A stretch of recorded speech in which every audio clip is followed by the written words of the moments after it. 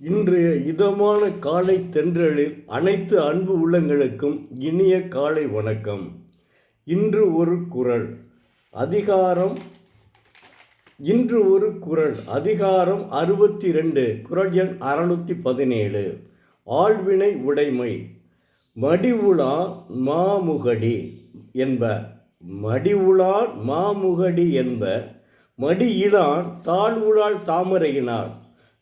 அதாவது தெய்வப்புலவர் திருவள்ளுவர், கரிய சேட்டையுடையவன் ஒருவன் மடியில் கண்ணே உறையும், திருமகள் மடியிலானது முயற்சி கண்ணே உறையும் என்று சொல்லுவர் அறிந்தோர் என்கிறார்.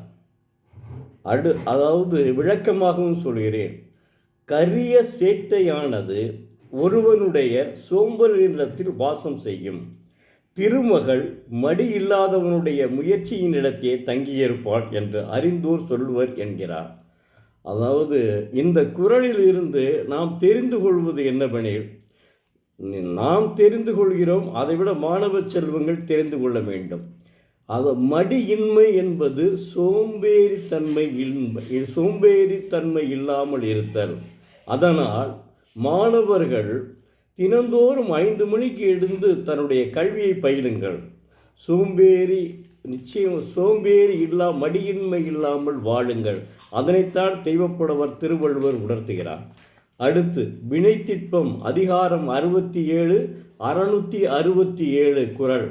உருவு கண்டு எல்லாமை வேண்டும், அருள் பெருந்தேற்கு அச்சாணி அன்னார் உடைத்து.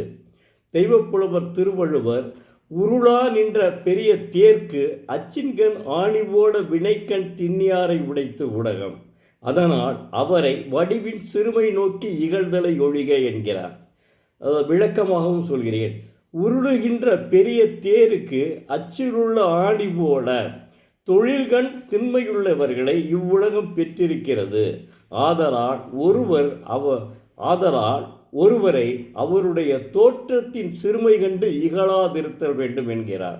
இதிலிருந்து தெரிய வருகிறது என்ன சொன்னால், ஒருவனுடைய தோற்றத்தின் பொழிவை கண்டு அவனை பற்றி இகழாமல் இருக்க வேண்டும். இப்போ அந்த காலத்திலே, திருவள்ளுவர் காலத்திலேயே இரும்பு இருந்திருக்கிறது என்று தெரிய வருகிறது, தேர் இருந்து இருக்குது என்று தெரிய வருகிறது. தேரில் அச்சு இருக்கிறது, அச்சினால் தானே தேர் இயங்க முடியும், அதுவும் தெரிய வருகிறது. அப்போ 2000 ஆண்டுகளுக்கு முன்பே நம்ம தமிழ் மக்கள் எப்படியெல்லாம் வாழ்ந்திருக்கிறார்கள் என்பதை இதனிலிருந்து உணர முடிகிறது. நன்றி, வணக்கம். நாளை மீண்டும் ஒரு குறளை பார்ப்போம்.